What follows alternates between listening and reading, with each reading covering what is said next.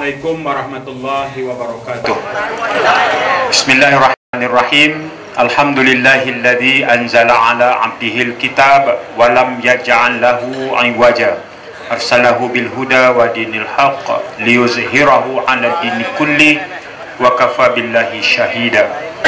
Qala Allah Subhanahu wa ta'ala fil Qur'anil Karim, "Al-yawma akmaltu lakum dinakum wa atmamtu alaikum ni'mati wa raditu lakumul Islam madina." Sadaqallahul azim. Pengurusi majlis yang dikasihi Datuk Seri Anwar Ibrahim, Ketua Pembangkang Parlimen Malaysia, dan juga Ahli Parlimen Permatang Pau, Dr. Wan Azizah Wan Ismail, Presiden Parti Keadilan, rakan-rakan saya pimpinan PAS, Saudara Tuan Haji Zulkifli Mamat, Setiausaha Perhubungan Negeri, ahli-ahli Exco, Saudara Abdul Fattah Mahmud, sahabat saya Cikgu Wan Yusof, Wakil Rakyat Kuala Ipoh, saudara saya Pengerusi Keadilan Negeri, Saudara Tuan Haji Abdul Aziz Kadir, di Parlimen Tanah Merah, Saudara Amran.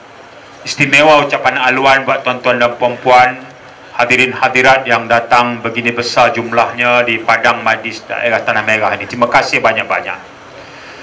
Alhamdulillah, hamba juga nak ucapkan ribuan selamat Hari Raya Aidilfitri kepada semua. Maaf zahir dan batin. Hari ini Parti Keadilan Rakyat kita lancarkan program Jelajah Merdeka Rakyat, iaitu sambungan kepada ceramah perdana Merdeka Rakyat 20 siri yang telah kita buat. Sambungannya ialah kita sewa sebuah bas 2 tingkat. Kita tulis bodi bas ini sebagai Jelajah Merdeka Rakyat. Kita sewa sampai pilihan raya. Kalau Datuk Najib buat pilihan raya bulan depan, kita sewa sebulan.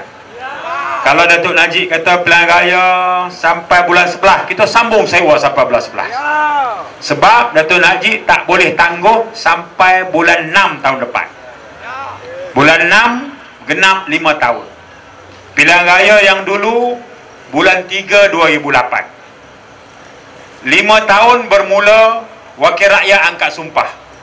Wakil Rakyat angkat sumpah di Parlimen bulan 6 2008. Tempoh 5 tahun berakhir bulan 6 2013. Sekarang bulan 9. Artinya ada 9 bulan saja lagi. 9 bulan kita sewa bas ini. Dalam bas ini kita lengkap dengan 19 muatan tempat duduk.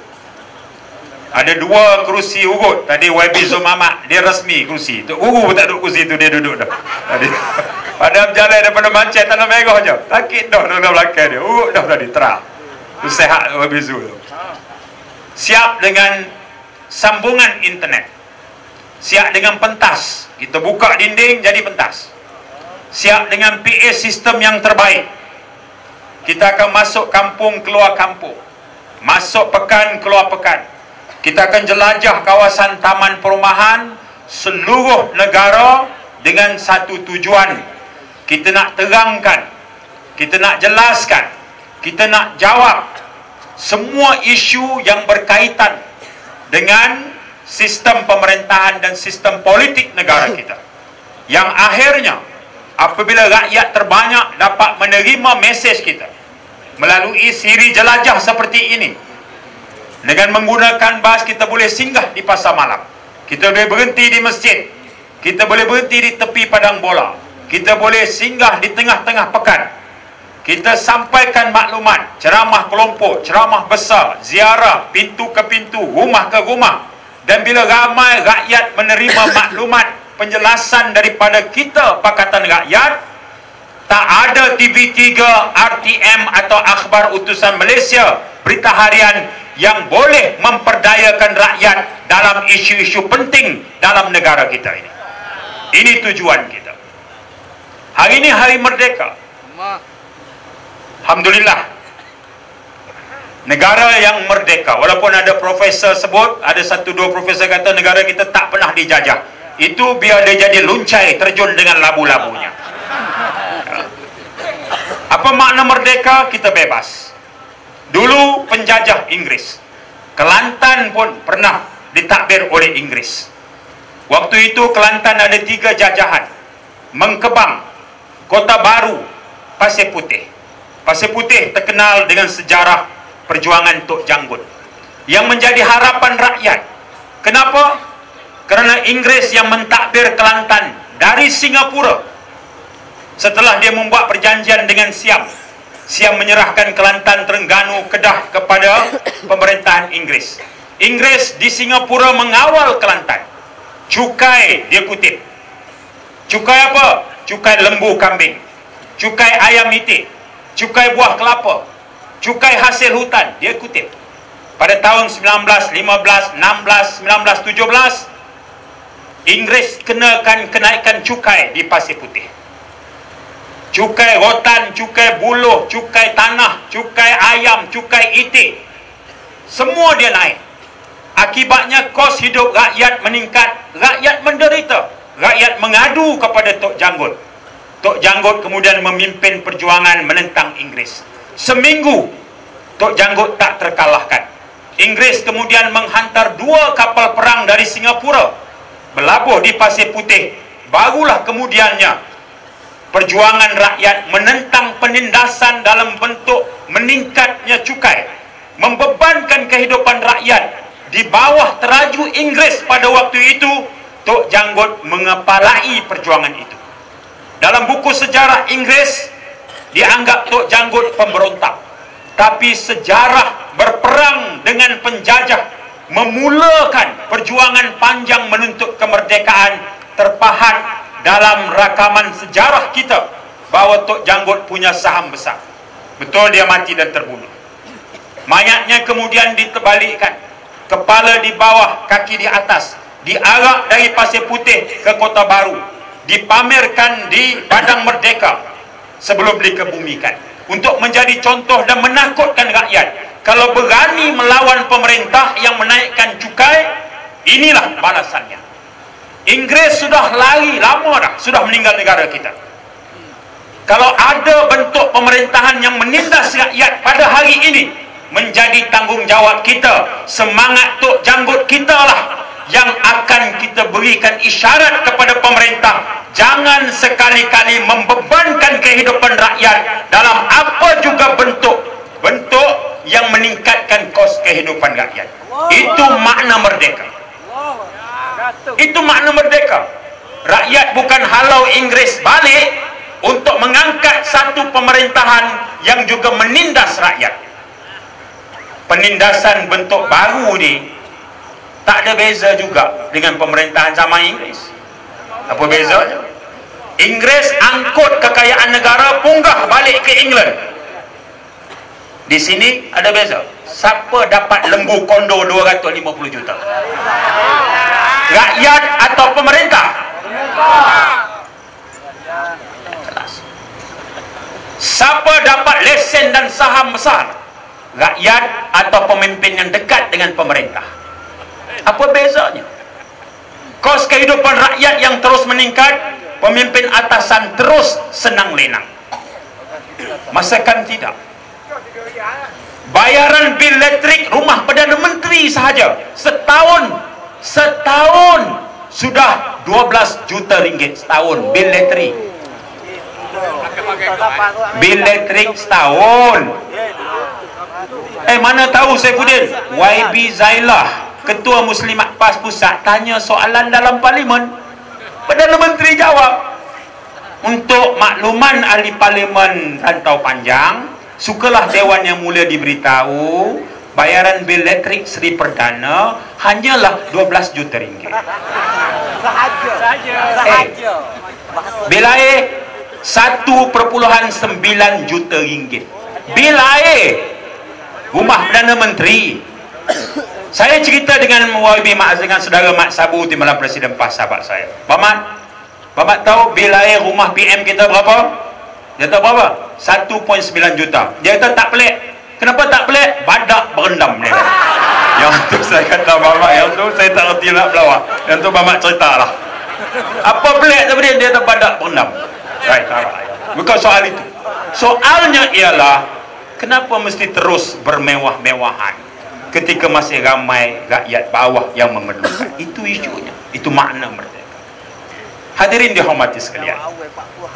Selesai tajuk merdeka, siri jelajah macam ini ialah untuk terangkan mesej kita kepada rakyat. Di Macang tadi saya terangkan bahawa di antara perkara pertama dalam diary Tok Guru ialah menunaikan amanah daripada rakyat Kelantan yang melantik Tok Guru sebagai ketua kerajaan, iaitu hak rakyat Kelantan mestilah dikembalikan. Tok Guru menulis surat kepada Perdana Menteri. Apa kandungan surat Tok Guru? Minta sebagai Menteri Besar yang diangkat secara demokrasi oleh rakyat Kelantan, termasuk rakyat Tanah Merah, Gual Ipoh, rakyat Bukit Panau dan Kedah Kemahang dan Don Kemahang. Yang kita tuntut ialah perairan Kelantan yang bersempadan dengan Thailand dan Kemboja. Di sana ada telaga minyak dan gas yang sedang mengeluarkan hasil, yang hasilnya pergi kepada kerajaan persekutuan. Sedangkan di sana ada satu perjanjian pada tahun 1975 di antara Menteri Besar Kelantan Datuk Muhammad Nasir dengan Petronas pada masa itu Tengku Razali. Perjanjian setebal 4 muka surat, menulis dengan terang dan mudah dipahami,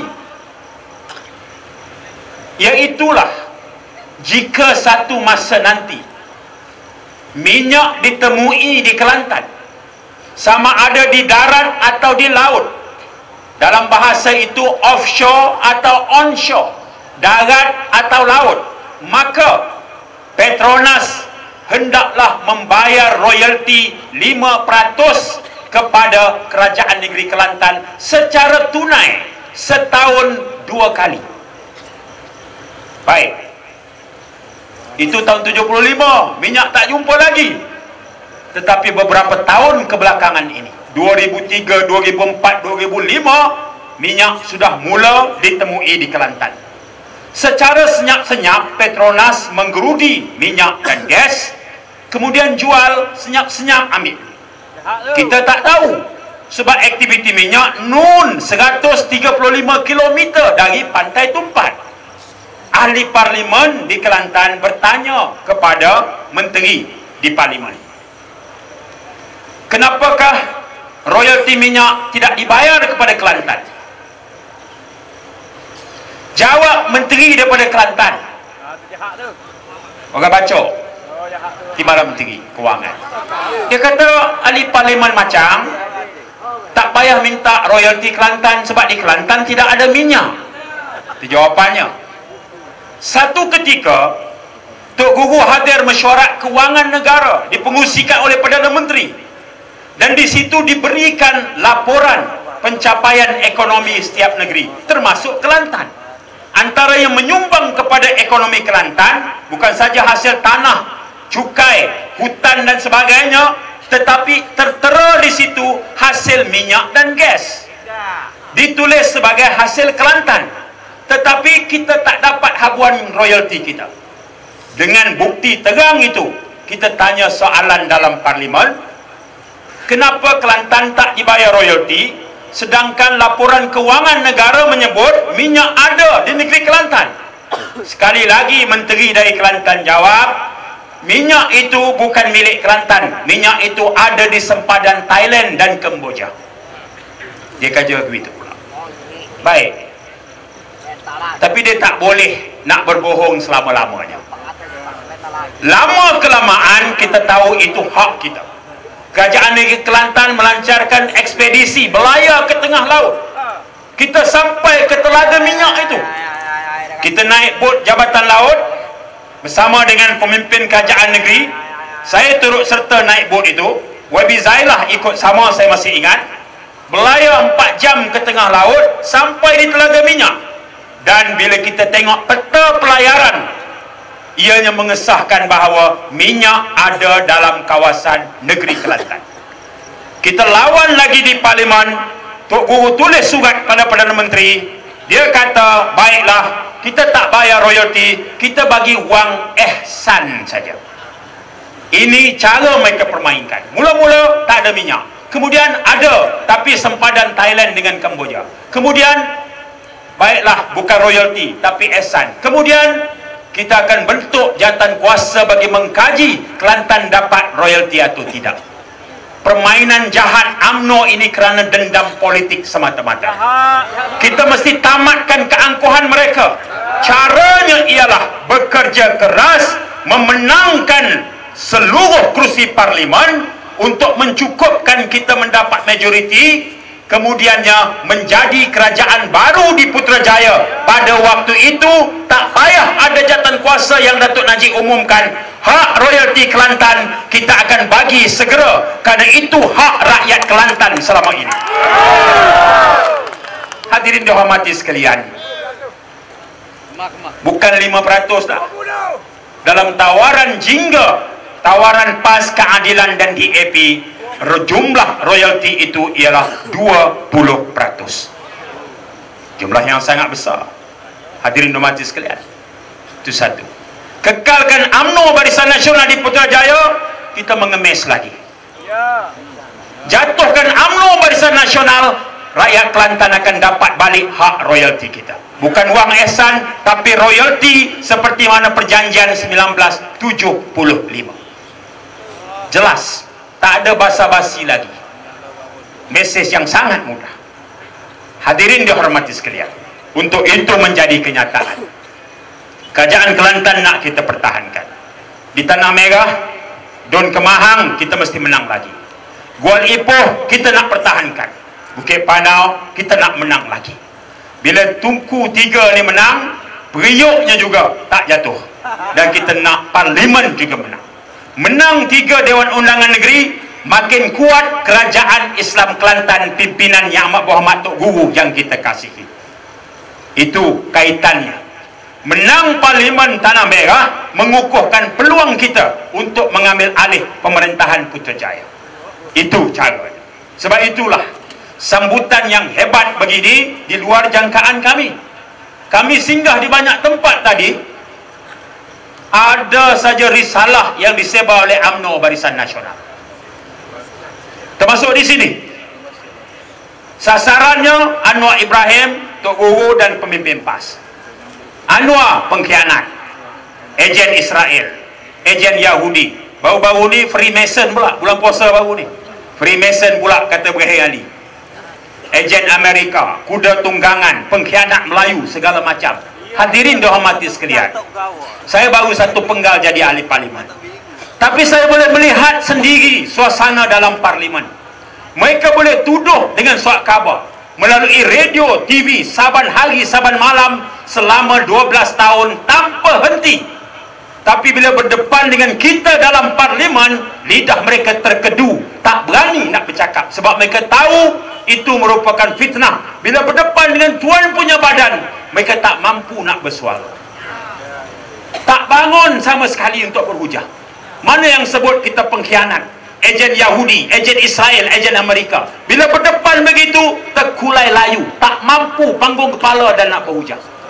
Tapi sebab dia ada utusan Malaysia, dia ada RTM, dia ada TV3, dan bila kita buat ceramah yang macam ini besar-besaran, dia cuma mampu untuk sebarkan risalah fitnah dia. Kita tawarkan polisi Pakatan Rakyat kepada rakyat.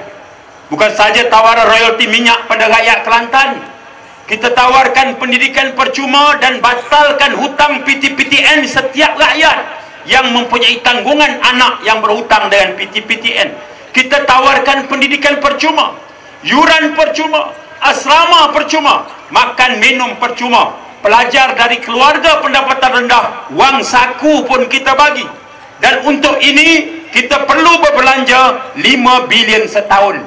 UMNO kata bankrupt, kita kata hasil minyak kita 80 bilion setahun. 80 bilion. Haji, mana Haji? Tak pandai kira. Orang kata nama ego yang tu Datuk Seri kena hati-hati dia nak sarah. Kita tak habis hayat lagi dia sambung dah. Jadi saya tak payah buat kira-kira dah. Negara takkan bankrupt kalau belanja 5 bilion daripada 80. Itu daripada hasil. Kalau tak sentuh duit hasil negara, kawal rasuah, kawal kebocoran, kawal kepenyelewengan. Screwdriver RM10, kerajaan beli RM150. Komputer 4,000, kerajaan beli harga 48,000. Perdana Menteri lawatan setahun 17 juta. Bil elektrik 12 juta. Bil air 2 juta. Kalau kita hentikan penyelewengan dan ketirisan ini, wang negara boleh kita selamatkan dan kita boleh bagi kepada rakyat terbanyak miskin yang memerlukan. Ini tawaran kita. Kita boleh lakukan dan masanya ialah sekarang pada pilihan raya yang akan datang. Tanpa lengah lagi. Ini tawaran kita yang kedua. Hadirin hormati sekalian. Tak boleh. Dia tak boleh lebih pada bos. Ya, buat di belakang. Jadi saya sentuh dua perkara ini kan. Pertama, saya tegangkan tentang program jelajah rakyat. Dan kita mulakan Pahang, Kelantan, besok singgah di Perak, kemudian Kedah, dan kemudian seterusnya ke Pantai Barat sampai Parlimen bubar, kempen dan pilihan raya. Dan di sinilah yang akan kita jadikan sebagai simbolik menemui rakyat terbanyak. Kedua, secara khusus, terang dan yakin, saya sampaikan tawaran secara penuh tanggungjawab bahawa hak royalti rakyat Kelantan hanya akan dapat kepada kita bila UMNO Barisan Nasional kita kaih mereka ke kawasan tempat duduk pembangkang, kita ambil alih sebagai teraju kerajaan yang baru. InsyaAllah itu kita laksanakan. Dan yang ketiga, ketika kita memberikan tawaran kepada rakyat satu demi satu, pendidikan percuma dan pelbagai formula mengurangkan beban rakyat, dia tak mampu nak berhujah, dia sebarkan risalah fitnah. Itu saja permainannya. Dia takutkan Melayu supaya benci Cina. Melayu miskin sebab orang Cina. India miskin sebab orang Cina. Adanya orang Cina, bahasa Melayu terancam. Adanya orang India, raja-raja Melayu tergugat. Adanya Cina dan India, agama Islam akan terancam. Itu mainan politik UMNO. Ketika rakyat ditakutkan, dia rompak hasil mahsul negara, hidup senang lenang. Kita katakan tidak kepada mereka. Ayo saudaraku, masanya ialah sekarang. Kalahkan UMNO Barisan Nasional, dan insya-Allah dengan izin Allah kita angkat sebuah kerajaan baru yang lebih bersih, amanah dan bertanggungjawab. Assalamualaikum warahmatullahi wabarakatuh.